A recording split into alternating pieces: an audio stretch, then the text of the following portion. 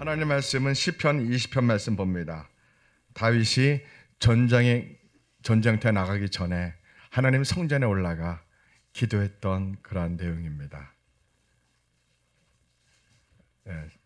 다윗이 부하들과 함께 전쟁터에 나가서 많은 부하들의 목숨을 담보로 전쟁터에 나가는데 그가 하나님 성전에 올라가서 간절히 기도했던 이 시를 우리가 함께 듣고 읽으면서 하나님의 은혜를 받기를 축복합니다. 제20편 다윗의 시. 인도자를 따라 부르는 노래.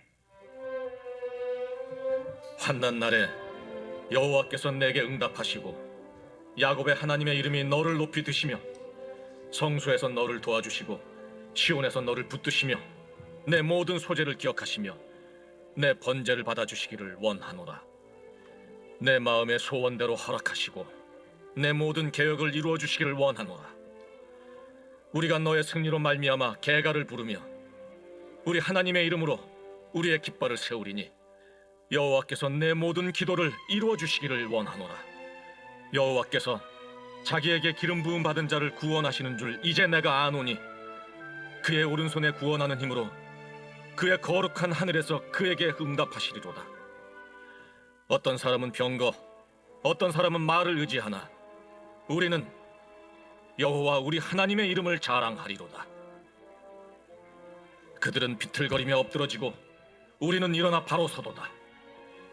여호와여, 왕을 구원하소서. 우리가 부를 때 우리에게 응답하소서. 아멘. 본문 내용으로 봐서는 다윗의 신하 가운데서 기도를 많이 한 어떤 사람이 왕이 성전에서 하나님께 전쟁터 나가기 전에 기도하는 것을 보고서 왕이 하나님 여호와여 우리 다윗 왕을 구원하소서 기도하는 겁니다.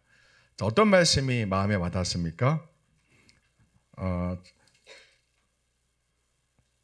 우리에게 와닿는 말씀이 너무 많습니다. 그죠? 첫째 절을 보니까 환난 날에 여호와께서 내게 응답하시고 어떤 하나님이요? 야곱의 하나님. 야곱의 하나님이라는 이러한 표현은 야곱이 몇 년 동안 환난을 겪었어요. 외삼촌 라반의 집에서 20년의 환난을 겪었지만 그 이후도 환난을 많이 겪죠. 그래서 우리가 보통 구약에서 야곱의 하나님 이렇게 표현할 때는 많은 환난 가운데서 하나님이 인도하신 것을 승리하게 하신 것을 우리가 표현할 때 야곱의 하나님 이렇게 표현합니다. 자, 오늘 말씀의 제목은 따라하십시오. 하나님이 기뻐하시는 꿈을 가져보세요. 기적이 일어납니다. 하나님이 기뻐하시는 꿈을 가져보세요랍니다. 기도하겠습니다. 하나님 아버지, 오늘 말씀을 성령님께서 이 종의 입술을 주관하셔서 사용하는 도구가 되게 해주세요. 인간적으로 사람의 지식으로 설득력 있게 말하지 않고 오직 성령님의 나타나심과 능력으로 말씀을 전하는 도구가 되기를 원합니다. 이 말씀 들을 때 우리 성도들에게 꿈을 주옵소서, 소원을 주옵소서, 비전을 주옵소서. 하나님 은혜를 주세요. 우리 모두가 이 말씀 듣고 새롭게 변화되는 축복을 주세요. 예수님 이름으로 기도합니다. 다윗이 전쟁터 나가기 전에 성전에서 기도합니다. 첫 절이 매우 은혜롭습니다. 어떤 날에요? 전쟁을 하는 환난 날이에요. 죽을 수도 있는 그러한 전쟁터에 나가는데 그러한 환난 날에 여호와께서 내게 응답하신다는 겁니다. 어떤 하나님이요? 그 수많은 환난 가운데서도 야곱을 지켜준 그 하나님이 우리와 함께 하소서 이렇게 기도합니다. 뿐만 아니라 야곱의 하나님이 이름이 너를 높이 드시며 성소에서 너를 도와주시고 시온에서 너를 붙들어 주신다 이렇게 합니다. 내 모든 소재를 모든 예배를 기억하시며 내 번제를 받아주시기를 원하노라 합니다. 번제 레위기 1장에서 7장까지 5가지 제사가 나오는데 번제 무슨 뜻입니까? 태울 번자, 제사 제자. 히브리어로 뭐라고요? 올라. 피올라에서 피 빼고 올라가 히브리어로 번제입니다. 번제. 하나님의 온전한 내 모든 것을 하나님께 온전히 다 태워드린다는 뜻이 번제입니다. 예수를 위해서 내 모든 것을 드린다는 뜻입니다. 올라가 한글이에요, 히브리어예요? 히브리어입니다. 올라. 무엇을 피어올라요? 내가 제물이 되어서 하나님께 향기로운 제물로 피어오르겠습니다. 피어올라 교회입니다. 원래는 한글로 피어오르다 뜻인데 이게 히브리어로 같은 뜻이 있는 겁니다. 놀랍습니다. 자, 우리가 오늘 하나님께 자기의 모든 것을 다 드리는 번제로서 하나님께 드렸던 것을 하나님 기억하소서 합니다. 그러면서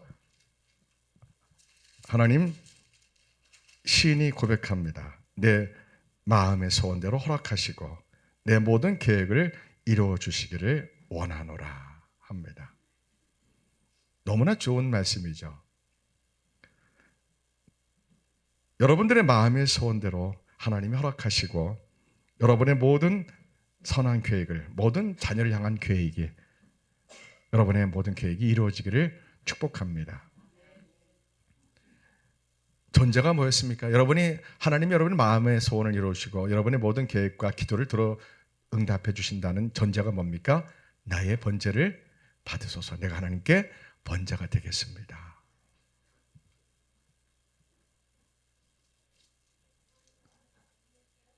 그러면서 하나님께서 이 시인이 하나님께 계속 구합니다. 너의 승리를 말미암아 승리의 개가를 부르며 우리 여호와 하나님 이름의 승리의 깃발을 높이 휘날리로다 합니다.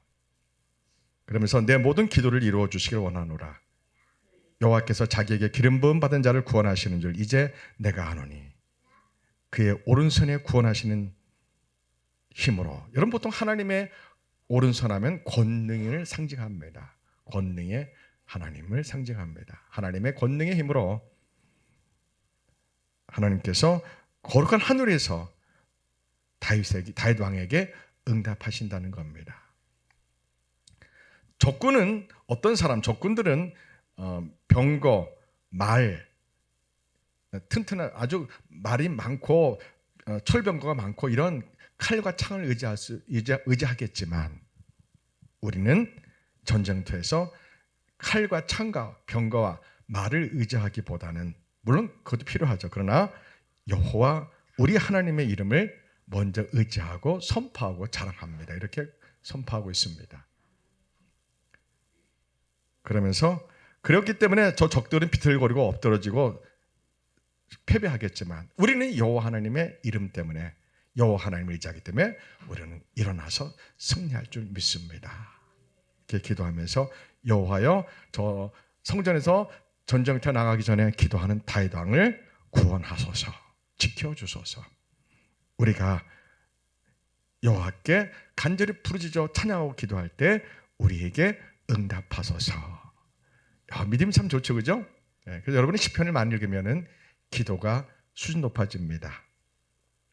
원래 다윗의 시는 아니고요. 다윗의 신화 중에서 다윗 왕이 성전에 기도할 때 모습 보고 이렇게 기도했던 것이 기록한 겁니다. 자, 우리가 전장에서 세상 관점으로 볼 때는 좋은 미사일, 탱크, 포탄, 레이더, 드론 이런 것들이 필요하고 또 훈련된 군인들이 필요합니다. 또 많은 보급품, 또 군인들의 사기, 또 지휘관들의 뛰어난 전략, 전술 이런 것이 필요합니다. 전쟁에서요. 그런데 이스라엘은 세상 다른 나라 군대와 다릅니다. 이스라엘은 물론 칼과 창과 탱크와 비행기 이런 것이 필요하지만 이스라엘은 여호와 하나님을 먼저 의지한다는 고백입니다. 왜 그렇습니까? 출애굽기 14장 보면은 나옵니다. 이스라엘 백성들이 홍해 바다를 건널 때 그때 하나님이 모세를 통하여 뭐라고 하십니까? 이 싸움은 이스라엘이 싸우는 것이 아니라 여호와께서 싸우시는, 이 전쟁은 여호와 하나님께서 하시는 전쟁이다 이겁니다. 하나님께 속한 전쟁이라는 겁니다. 여러분 출애굽할 때 이스라엘 백성들의 수는 250만 명 이상입니다. 세상 눈으로 볼 때 그들은 애굽의 노예 출신들입니다. 그러나 하나님의 관점으로 볼 때는, 하나님의 눈으로 볼 때는 하나님의 군사들입니다. 이렇게 보기가 다릅니다. 차원이 다릅니다. 세상 사람들이 볼 때는 애굽의 노예 출신들이지만, 오합지졸이지만, 하나님이 볼 때는 하나님의 군대 장관, 이스라엘 백성들은 하나님의 군사가 되는 겁니다. 마찬가지입니다. 여러분들이 세상 눈으로 볼 때는 연약해 보일 수 있겠지만, 하나님의 눈으로 볼 때는 여러분들은 마귀를 다 때려 다 쫓아내는 하나님의 군대들입니다. 여러분들은 존귀한 분들입니다. 예수님 십자가의 피값으로 죽기까지 사랑하시는 너무나 귀한 하나님의 자녀들입니다. 여러분들이 바로 하나님의 자녀입니다. 요한복음 1장은 하나님의 자녀는 무엇이 주어진다고 합니까? 권세가 주어진다고 합니다. 하나님의 자녀는 권세로 여러분들은 어떤 일을 만나든지 누구를 만나든지 당당하시고 승리하셔야 됩니다. 물론 우리가 넘어지고 실수할 수 있습니다. 그러나 그 넘어졌을지라도, 우리가 깊은 수렁에 빠졌을지라도 우리는 그때 더욱 하나님께 가까이 나아가서 하나님을 의지하는 겁니다. 아멘. 여러분, 오늘 시편 20편은 다윗이 전쟁터에 나가, 다윗은 수많은 전쟁을 했습니다. 전쟁터에 나갈 때마다 자기의 부하들 앞에서 하나님 성전에서 기도하는 겁니다. 기도하고 와서 다윗이 군사들 앞에서 말 타고 가면서 말하는 겁니다. 하나님은 살아계시다. 저 암몬 군대는, 저 모압 군대는 병거와 말과 창과 칼을 의지할지 모르지만 우리는 우주 만물을 지으신 여호와 하나님을 의지한다 하면 군사들이 와 하는 겁니다. 여호와 하나님은 살아계시다 하면 이스라엘 군대들이 와 하는 겁니다. 저들이 우리보다 아무리 군대 수가 많을지라도 여호와 하나님이 살아계셔서 우리가 승리한다. 이렇게 우리가 여호와의 이름으로 저 전쟁터에 나가자. 다윗이 그렇게 선포하는 겁니다. 그럼 다윗의 부하들이 와 하면서 그들이 여호와의 이름을 의지하여 전쟁터에 나가는 겁니다. 오늘날 우리도 마찬가지입니다. 우리 인생도 어찌 보면 전쟁터입니다. 우리 인생을 살아가면서 크고 작은 일이 수없이 밀물처럼 우리에게 밀려옵니다. 우리 인생 전체는 마치 전쟁터와 같습니다. 왜요? 마귀 사탄이 우리를 멸망시키려고 합니다. 우리가 기도하면 기도할수록, 우리가 하나님을 의지하면 의지할수록 마귀는 우리 앞에 홍해바다를 놓이는 환경에 놓일 때, 여리고성이 막혔을 때 마귀는 야, 네 주제에 저 홍해바다를 건널 수 있겠느냐? 네 능력으로 여리고성을 무너뜨릴 수 있겠냐? 하면서 마귀는 우리 환경을 보게 합니다. 우리 형편을 보게 합니다. 사람을 보게 합니다. 나의 가난한 재정을 보게 합니다. 마귀는 우리에게 환경을 보라고 우리를 아주 합당하게 우리가 갖고 있는 연약함과 환경 가지고 우리를 멸망시키려고 합니다. 그래서 우리 인생은 영적 전쟁터입니다. 가정에서도 우리는 부부간에, 부모와 자녀간에 수많은 갈등과 싸움이 어떨 때는 영적 전쟁과 같습니다. 오늘 다윗이 전쟁터에 나가는 것과 수많은 전장에서 다윗이 여호와 하나님 이름으로 승리의 개가 깃발을 휘날린 것처럼 우리 인생도 마찬가지입니다. 가정에서, 직장에서, 세상에서 수많은 우리의 전쟁이 전장터에 우리를 기다리고 있습니다. 우리가 원하든 원하지 않든 우리는 인생의 전쟁터에 나가서 싸워야 됩니다. 그래서 하나님 우리가 다윗의 이 시편의 기도를 갖고 하나님 우리가 환난 날에 야곱의 하나님께서 우리와 함께 하신다는 믿음을 갖고 십자가에서 우리의 죄를 사하시고 부활하신 예수님의 이름을 선포하면서 우리 인생의 모든 전장터에서 여러분이 예수님 이름 선포하며 승리하셔야 됩니다. 왜요? 우리는 하나님의 자녀이기 때문에 하나님의 자녀 된 권세를 가지고 세상에서 승리하셔야 됩니다. 여러분, 무슨 뜻입니까? 창이 없어서, 칼이 없어서, 탱크가 없어서, 비행기 없어서, 미사일 없어서 그게 아닙니다. 하나님과의 관계입니다. 오늘 시편 20편은 암몬과 모압과의 전쟁에서 이들이 창과 칼과 병과 말이 문제가 아니라 하나님과 이스라엘과의 관계를 말합니다.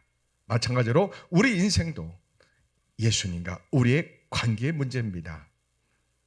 하나님과 우리 관계가 건강하게 바르게 있고 우리가 늘 예수님과 늘 대화하고 피드백만 되어 있다면 우리 인생에서 어떠한 전쟁터를 만난다 할지라도 우리는 두려워하지 않고 문제가 안 됩니다. 우리 인생에서 큰 위기를 만나고 어려움을 만났을 때 돈으로 다 해결됩니까? 사람의 인맥으로 다 해결됩니까? 나의 능력으로 다 해결됩니까? 아닙니다. 우리가 환난과 고난과 위기를 만났을 때 하나님 우리에게 깨닫게 하시는 목적은 무엇입니까? 하나님과 나의 관계입니다. 예수님과 나의 관계입니다. 주님은 우리가 넘어져 있을 때, 깊은 수렁에 빠졌을 때 주님을 찾기를 원합니다. 너희는 내게 부르짖으라. 하나님은 바벨론 포로 생활하는 이스라엘 백성들에게 환난과 고난 가운데 있을 때 비로소 고난 속에 포로 생활하는 유대인들에게 너는 내게 부르짖으며 내게 와서 기도하면 내가 너희들 기도를 들을 것이요 너희들 온 마음으로 나를 구하면 나를 찾을 것이요 나를 만나리라 말씀하셨습니다. 우리가 인생의 큰 위기를 만났을 때 우리가 돈과 명예와 권력과 이러한 세상 여건의 문제가 아니라 하나님과 나의 관계가 바르게 있는지 하나님 우리를 돌아보기를 원합니다. 자, 여러분, 근데 우리에게 인생의 위기가 왜 위기가 올까 싶습니다. 우리 인생에 왜 위기가 올까요? 물론 영적 원인이 여러 가지가 있죠. 나의 실수도 있고 나의 죄 때문에도 오고 여러 가지 또 내가 원하지 않는 문제들이 많이 와서 있기 때문에 우리에게 인생의 위기가 옵니다. 오늘 주제는 그것입니다. 우리가 꿈이 없어서 인생에 위기가 오는 것이 아닐까 봅니다.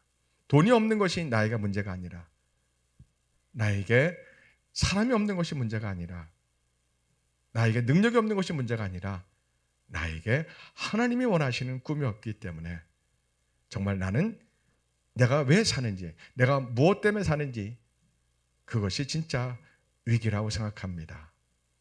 여러분, 꿈이 없는 사람은 불행합니다. 꿈이 없는 사람은 삶의 역동성이 없습니다. 꿈이 없으면 살아갈 의미가 없습니다. 살 소망이 끊어집니다. 우리는 꿈을 먹는 존재입니다. 근데 그 꿈을 하나님께서 주신 꿈이냐 아니면 내 성공, 내 만족을 위해서 내가 만든 꿈이냐가 참 중요합니다. 오늘 시편 20편에서 무슨 말씀이 우리 마음에 와닿았다고요? 내 마음의 소원대로 허락하시고 내 모든 계획을 이루어주시기를 원하노라. 우리가 하나님을 향하여 소원을 가집시다. 어떤 소원이요? 하나님이 기뻐하시는 소원이요. 하나님이 기뻐하시는 꿈을 갖자 이겁니다.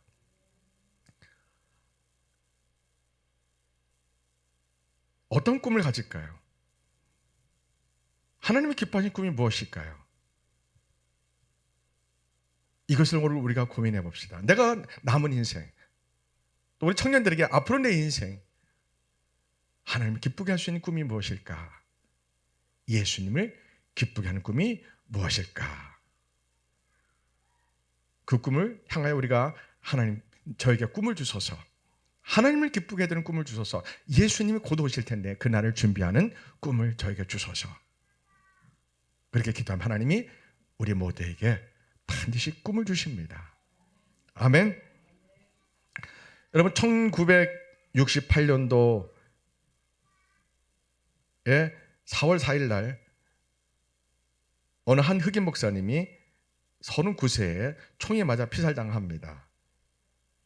이분은 1928년 1월 15일 날 태어나서 39세로 죽임당합니다. 1968년 4월 4일입니다.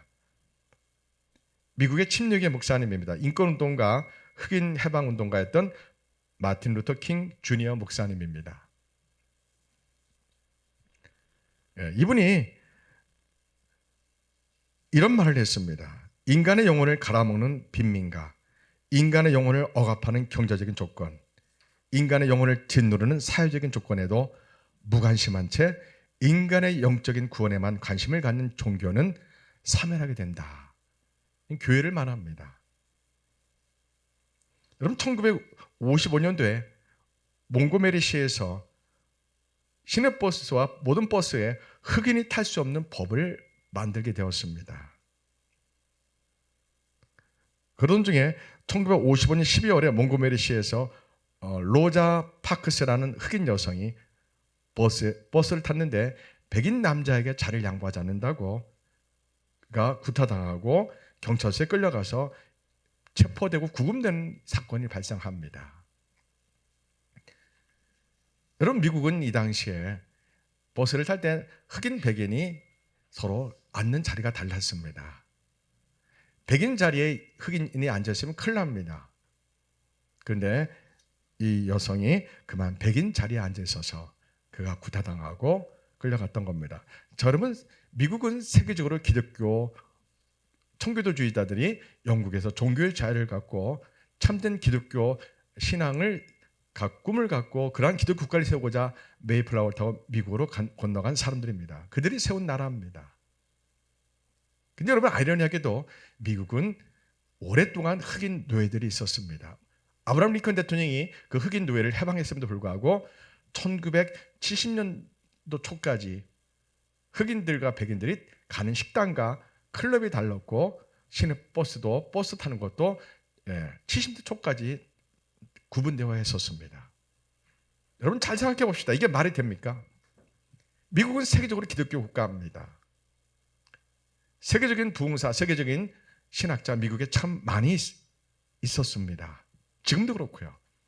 그런데 이렇게 기독교 국가가 그 오랫동안 흑인 노예 제도가 있었고 흑인 노예 제도가 사라졌음에도 불구하고 1950년 중반에 몽고메리시에서 흑인과 백인이 타는 버스 자리가 달랐고 백인이 타는 자리에 흑인 여성이 앉았다고 구타하고 경찰서에 들어가서 구금시켰습니다. 어느 나라에서 이런 일이 있었다고요? 미국에서, 소위 세계적인 기독교 국가에서 이런 일이 일어났던 겁니다. 굉장히 아이러니한 일입니다. 백인 교회가 따로 있고 흑인 교회가 따로 있었습니다. 오랫동안에요. 이게 말이 됩니까? 네.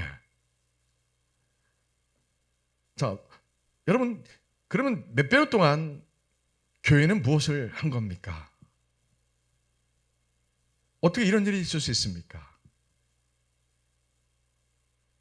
미국 교회의 흑역사를 제가 소개하고 있는 겁니다. 세계적인 교회가 있는 미국 교회지만 미국 교회의 그러한 부적절한 모습이 수백 년 동안 있었던 것을 제가 소개하고 있는 겁니다. 어떻게 해서 이런 일이 있었을까? 믿어지지가 않습니다. 백인 교회는 많은 백인 목사님들은 과연 하나님 말씀을 어떻게 전했던 것일까? 우리에게 많은 걸 생각하게 합니다. 이때 그 마틴 루터 킹 목사님이 I have a dream이라는 그 연설을 합니다. 나에게는 꿈이 있습니다. 조지아주의 붉은 언덕에서 노예의 후손들과 노예 주인의 후손들이 형제처럼 손을 맞잡고 나란히 앉게 되는 꿈입니다. 나에게는 꿈이 있습니다. 이글거리는 불의와 억압이 존재하는 미시시피 주가 자유와 정의의 오아시스가 되는 꿈입니다. 나에게는 꿈이 있습니다. 내 아이들이 피부색을 기준으로 사람을 평가하지 않고 인격을 기준으로 사람을 평가하는 나라에서 살게 되는 꿈입니다. 지금 나에게는 그 꿈이 있습니다. 나에게는 꿈이 있습니다. 지금은 지독한 인종차별주의자들과 주지사가 간섭인이 무유인이 하는 말을 떠벌리고 있는 엘라베마주에서 흑인 어린이들이 백인 어린이들과 형제자매처럼 손을 마주 잡을 수 있는 날이 올 것이라는 꿈이 있습니다. 이것을 1963년에 이 연설을 합니다. 여러분, 1950년대, 60년대에는 미국은 식당과 술집과 카페와 버스와 이 모든 곳에 흑인, 백인이 뚜렷이 구별돼서 앉아 있었습니다. 교회도 흑인 교회, 백인 교회가 구분되어 있었습니다. 어느 나라에서요? 세계적인 기독교 국가라는 소위 청교도주의자들이 세운 나라라는 미국에서, 전 세계 기독교 국가의 대표적인 미국에서 이러한 일이 수백 년 동안 있었던 겁니다.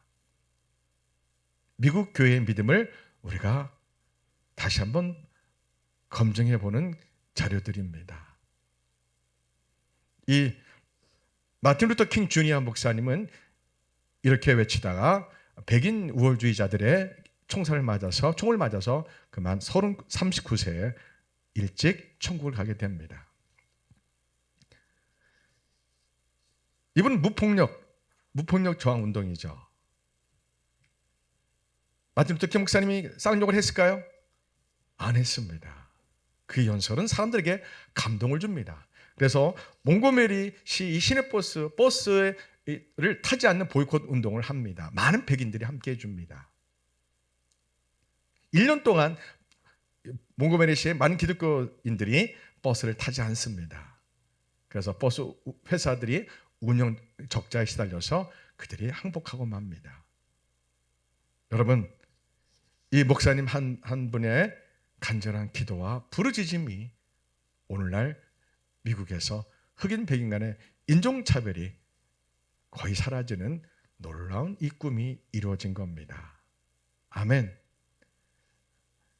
천국에 계시겠죠. 이 세상을 바라보며 얼마나 기뻤을까 싶습니다. 여러분, 이 밖에 수많은 사람들이 꿈을 갖습니다. 그 꿈을 가지면 하나님이 그 꿈을 사용하십니다. 하나님이 기뻐하는 꿈을 갖는 겁니다. 내가 성경 읽기, 저는 꿈이 있습니다. 성경 읽기 운동을 일으키는 게 제 꿈입니다. 왜요? 미국에 1800년대 무디 목사님이라고 유명한 붕사 목사님이 있었습니다. 미국이 전 지역에 엄청난 부흥운동이 일어났었습니다. 우리나라도 1907년에 평양 대북이 일어났고, 영국엔 1906년에 웨일즈 부흥이 일어났고, 미국에서도 부흥운동이, 아주사 부흥이 운동이 일어났습니다. 이 부흥운동이 20세기 초에 지구 전체 기독교 나라에 굉장한 성령의 불이 일어났습니다. 문제는 그 부흥의 불씨가 다 꺼졌다는 겁니다. 그리고 모든 교회가 대부분 사라졌고 사라지고 있다는 겁니다. 유럽의 모든 교회는 그 영국의 웨일즈 부흥에도 불구하고 유럽의 모든 교회는 다 사라졌습니다. 1970년대 중후반에 영국의 런던의 웨스트민스터 교회는 마틴 로준스 목사님이 세계적 유명한 강해 설교자입니다. 그분이 예배 때 말씀 전할 때 영국의 런던의 성도들이 10,000명이 앉아 있었습니다. 지금은 그 교회가 없습니다. 관광객의 코스입니다. 여러분, 예배와 설교 중심의 교회는 거의 다 사라집니다. 다 사라집니다. 그래서 저는 꿈이 있습니다. 어떤 꿈이 있어요? 성경을 읽어주는 꿈입니다. 가족들이 모일 때 성경을 읽는 겁니다. 모이기만 하면 하나님의 말씀을 읽는 겁니다. 그리고 그 말씀을 함께 나누는 겁니다. 누가 그렇게 했습니까? 유대인들이 지난 수천 동안 그렇게 해왔던 겁니다. 특히 유대인들이 AD 70년에 로마 티투 장군의 나라가 멸망하고 1954년 5월 14일 날 그 땅으로 돌아가기까지 약 1900년 동안 나라 없는 디아스포라 생활을 하면서 유대인들은 전 세계에서 살면서 그들의 믿음, 그들의 구약 성경의 토라의 문화, 이 모든 하나님의 약속, 이 모든 것을 그대로 간직하고 있는 겁니다. 그들의 회당에서는 예배와 설교가 없습니다. 유대인들은 대부분 무엇을 합니까? 모이면요, 말씀을 읽습니다. 특히 어디에서요? 가정에서 부모가 자녀에게 말씀을 읽습니다. 말씀을 읽어줍니다. 여러분, 유대인들은 부모라는 역할이 하나님의 어떤 의무를 주신 겁니까? 하나님의 말씀을 자녀에게 가르치라는, 읽어주라는, 하나님의 말씀을 함께 나누라는 그러한 권한을 부모에게 줍니다. 그래서 유대인 부모들은 자녀들에게 권위주의로, 내가 아버지니까, 내가 어머니니까라는 권위주의로 자녀들을 대하지 않습니다. 우리는 유교 문화이기 때문에 아버지 권위를 나도 모르게 많이 내세웁니다. 자녀가 대바라지게 행동하면 어떻게 아버지에게 어머니에게 저렇게 무리하게 행동하냐면 우리는 권위주의가 앞섭니다. 여러분 유대인도 자녀 키우는 마찬가지 매 한 가지입니다. 어렵습니다. 거기도 아이들이 말을 안 듣습니다. 근데 유대인들은 자녀들에게 절대로 권위주의로 대하지 않습니다. 대신 어떻게 대합니까? 부모의 권위는 누가 주신 거다? 하나님이 주신 것이다. 이거를 성경을 통해서 늘 읽어주고 토론하면서 자녀에게 알려줍니다. 부모님의 자녀를 가르치는 모든 권한은 하나님으로부터 부여받은 것이다. 그래서 유대인들은 자녀들이 부모를 대적하면, 부모에게 불효하고 부모에게 무례하게 행동하면 하나님의 심판을 받는다. 이렇게 되어 있습니다. 성경적으로 맞는 겁니다. 그러니까 우리는 내가 아버지이기 때문에 아버지 권위로서 권위주의를 대하는 거면 안 되고요.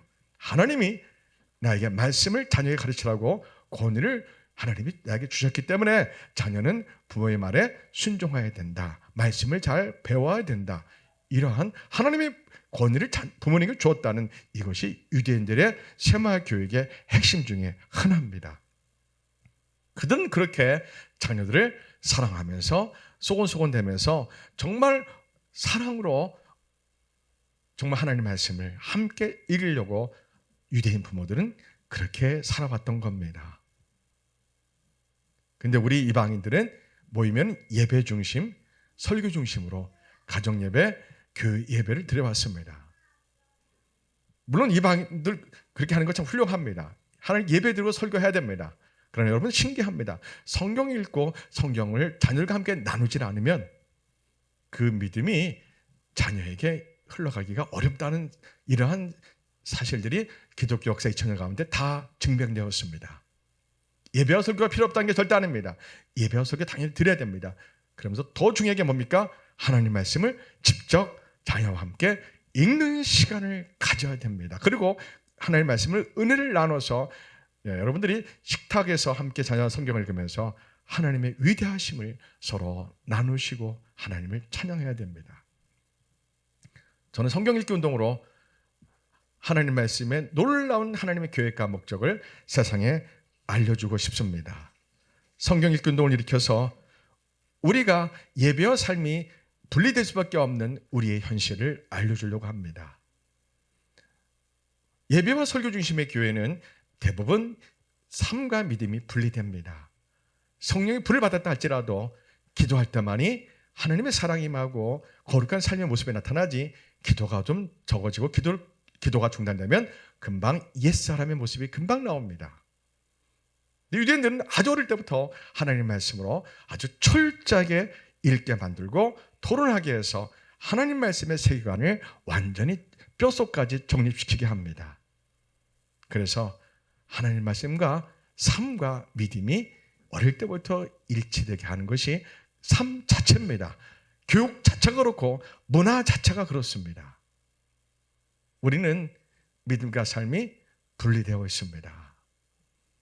그래서 한국교회가 기도하는 소리는 클지 모르지만 믿음의 권세와 믿음의 삶의 내용은 매우 약합니다.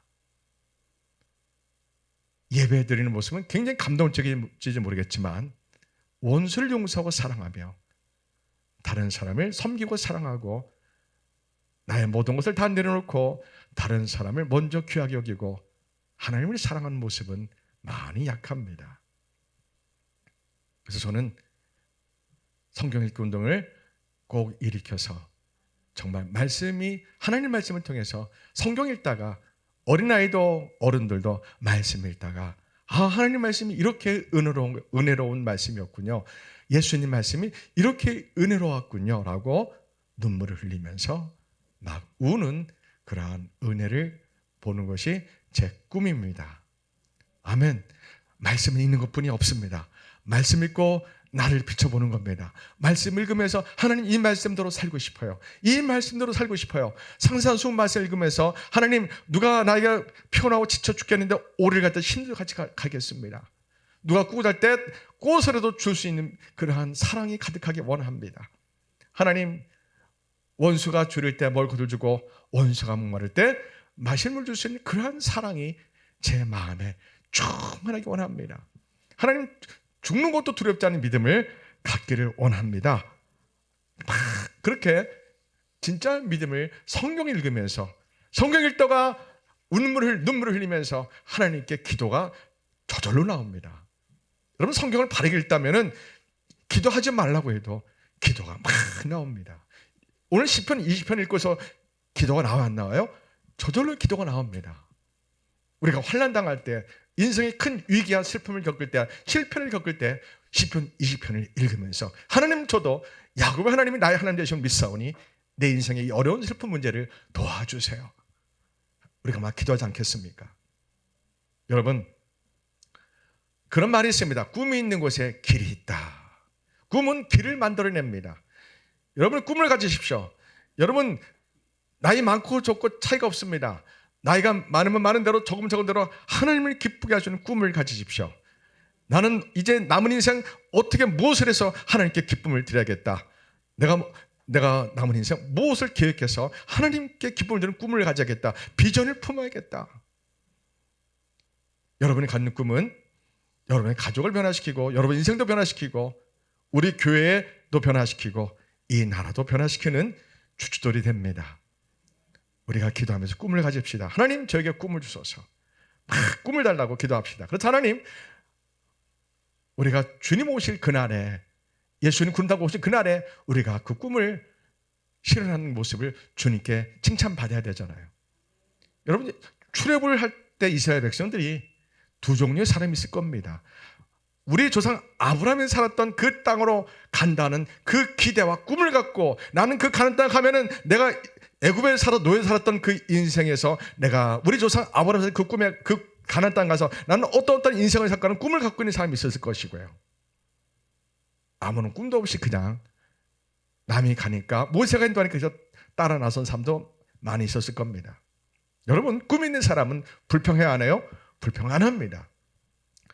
꿈이 없는 사람은 불평합니다. 물이 없어서 그렇다, 홍해바다가 가로막혀 있다, 여러 성이 가로막혀 있다. 꿈이 없는 사람은 환경과 조건을 바라보고 불평하고 원만하게 됩니다. 그러나 꿈 있는 사람은 홍해바다도 모세 따라 가게 되고, 여리고 성도 여호수아 따라서, 꿈 있는 사람은 어떤 전쟁터도, 어떤 싸움도 꿈 있는 사람은 그 여호수아를 따라서 꿈을 갖고 나아가는 겁니다. 꿈만 있다면 홍해바다가 갈라져 길이 생깁니다. 꿈이 있다면 여리고 성이 무너지고 길이 생기는 겁니다. 아멘. 꿈이 없으면 여리고 성 앞에 멈추게 되고, 꿈이 없는 사람은 홍해바다 앞에서 뭘 할지 모르고 망연자실하게 됩니다. 우리가 돈이 없어서 여리고 성을 무너뜨리지 못하는 겁니까? 돈이 없어서 홍해바다 못 건너갑니까? 아닙니다. 꿈이 없어서 홍해바다를 못 건너가고, 꿈이 없어서 여리고 성을 못 무너뜨리는 겁니다. 믿음과 꿈은 같이 갑니다. 믿음과 꿈은 같이 갑니다. 하나님을 향하여 믿음이 있다면 꿈을 가지십시오. 여러분이 갖는 꿈을 통하여 여러분 자녀가 복을 받습니다. 여러분이 하나님을 향하여 어떤 기쁜 꿈을, 하나님이 기뻐하지 어떤 꿈을 갖냐에 따라서 여러분의 가족이 축복을 받고, 여러분 자녀가 축복을 받고, 여러분의 인생이 놀라운 하나님의 면류관을 받게 됩니다. 바울이 디모데후서 4장에 뭐라고 합니까? 나는 선한 싸움을 싸우고 나의 달려갈 길을 마치고 나의 믿음을 지켰으니 이제 후로는 나의 면류관이 준비되었으므로, 이렇게 합니다. 여러분, 꿈을 갖고 우리가 그 꿈을 놓고 기도하면서 나아갑시다. 우리 교회 꿈이 또 무엇이 있습니까? 우크라이나에 고아원을 세우는 꿈이 있습니다. 우리 교회 어떤 꿈이 있습니까? 조건 없이 교회를 개척해주는 꿈이 있습니다. 1년에 교회 하나씩 개척해주는 게 우리 교회 꿈입니다. 조건 없습니다. 개척을 준비하는 목사님이, 개척을 준비하는 선교사님이 영적으로, 인성적으로 문제가 없다면 우리가 조건 없이 교회 보증금을 대주려고 합니다. 그리고 한 1년 정도 생활비를 우리 교회가 대주려고 합니다. 저에겐 그런 꿈이 있습니다. 한국교회, 아까 마틴 루터 킹 목사님이 말했던 그 꿈을 저는 가지고 있습니다. 어떤 꿈입니까? 여러분, 교회가 한 개인의 영혼 구원만 관심을 갖고 이 사회의 불의와 편법과 이 사회의 사악함과 이 정치 지도자들의 그 악함과 편법과 불의에 대해서 침묵하면 돼야 안 돼요. 안 됩니다. 백신이 가짜한 거 다 드러났잖아요. 그런데 백신 맞으러 했던 목사님들 회개한 사람 없잖아요. 이러한 잘못된 것 우리 그 교회가 바르게 알려줘야 됩니다. 우리 교회가 세상에 공의와 정의를 알려줘야 됩니다. 비판하려는 게 아닙니다. 이거는 잘못된 겁니다. 이건 불의한 겁니다. 이거는 편법입니다. 우리 지도자들이, 정치 지도자들이, 국회의원들의 4분의 1이 범법자입니다. 이거는 안 돼. 이건 불의한 겁니다. 이거는 안 됩니다. 교회가 말을 해야 됩니다. 그렇게 말하는 교회가 있습니까? 작은 교회는 있지만 큰 교회는 없습니다. 대형교회는 비겁합니다. 너무너무 비겁합니다. 예수님의 복음에는 사랑과 하나님의 공의와 정의가 반드시 같이 갑니다. 우리 교회는 하나님의 공의와 정의를 바르게 알려주는 꿈이 있습니다. 영혼 구원은 가장 기본이고요.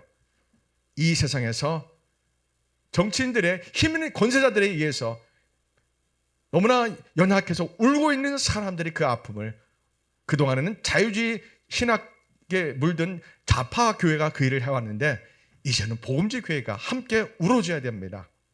아멘. 병원에서 수술비가 없어 울고 있는 가난한 사람을 위해서 이제 우리 복음주의 교회가 함께 해줘야 됩니다. 함께 도와주고 함께 해야 됩니다. 교회는 모든 것을 다 줘야 됩니다. 교회는 1년 회계 지나서 재정의 80% 이상이 다 이웃에게 다 줘야 된다고 저는 그렇게 생각합니다.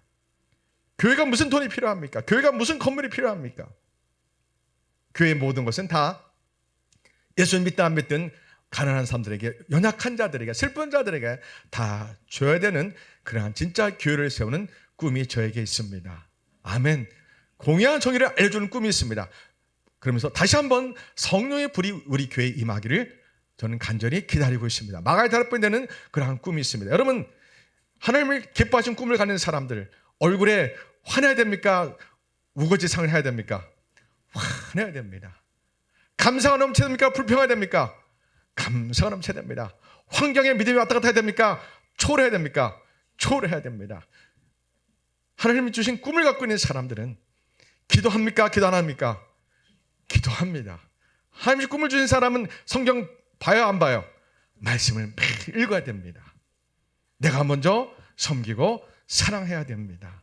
아멘. 다른 사람 홀로가 죄를 내가 먼저 용서해주고 내가 먼저 손잡아줘야 됩니다. 하나님 주신, 하나님 기뻐하는 꿈을 갖고 있는 사람 교만합니까? 겸손합니까? 겸손합니다. 예수의 몽해를 언제나 메고 있어야 됩니다. 겸손과 온유함을 언제나 메고 있어야 됩니다. 하나님의 꿈을 갖고 있는 사람, 하나님의 기뻐하는 꿈을 갖고 있는 사람, 산상수훈의 삶이 나의 삶이 되어야 됩니다. 하나님 기뻐하는 꿈을 갖고 있는 사람, 사랑이 넘쳐나야 됩니다. 원수를 용서하고 사랑하는 그 사랑이 넘쳐나야 됩니다. 아멘. 우리 인생은 꿈이 없는 게 문제입니다.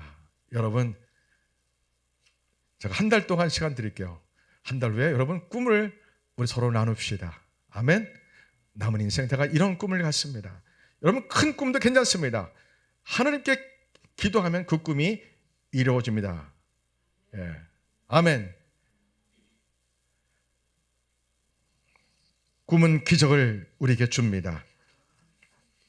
하나님은 꿈꾸는 자의 하나님이 되십니다. 꿈이 없는 사람에게는 절망만 있습니다. 환경만 바라봅니다. 꿈이 없으면 내일도 없습니다. 희망도 없습니다. 소망이 없습니다. 꿈이 없으면 미래가 기대되지 않습니다. 꿈이 있는 사람은 아무리 고통 가운데 있고 어떠한 흑암과 넘어짐과 실패 가운데 있을지라도 다시 하나님이 그 사람을 손을 붙잡아주고 이렇게 세워주십니다.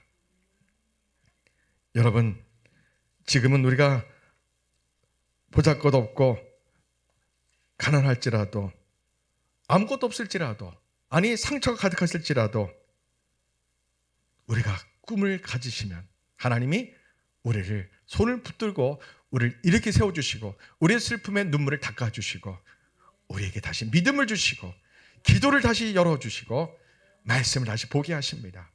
하나님을 향하여 꿈을 가집시다. 우리 펼러게가 정말 진짜 예수님 오실 날을 준비하는 꿈을 갖고서 진짜 회개를 외치고 평생 종교생활 하면서 예수님을 만나지 못한 영혼들에게 예수님 만나라고, 예수님 만나면 존재 방식이 바뀐다고 우리가 그렇게 꿈을 주는 교회가 됩시다. 아멘. 기도하겠습니다. 예수님은 우리에게 꿈을 주기 위해서 오셨습니다. 예수를 믿는 자마다 영원한 생명을 얻습니다. 가장 위대한 꿈입니다. 우리 교회가 다시 오실 예수님, 그날은 심판과 구원이 완성되는 날입니다. 예수님, 우리 펠로교회 성도들과 이종이 예수는 구름 타고 오시는 그날을 꿈꾸며 주변에서 죽어가는 자녀를 살리고 이웃을 살려내는 사명 감당하기 원합니다. 어떻게 하면 우리가 하나님을 기쁘게 해드릴까? 우리가 꿈꾸게 하소서. 기도하면서 내가 어떻게 하면 예수님을 기쁘게 해드릴 수 있을까? 내가 어떻게 하면 예수님 다시 오신 그 길을 준비할 수 있을까? 우리가 준비하게 하소서. 기도하게 하소서. 우리 펠로교회가 성령의 불을 받기를 원합니다. 하나님 은혜 베풀어 주옵소서. 예수님 이름으로 기도합니다. 아멘.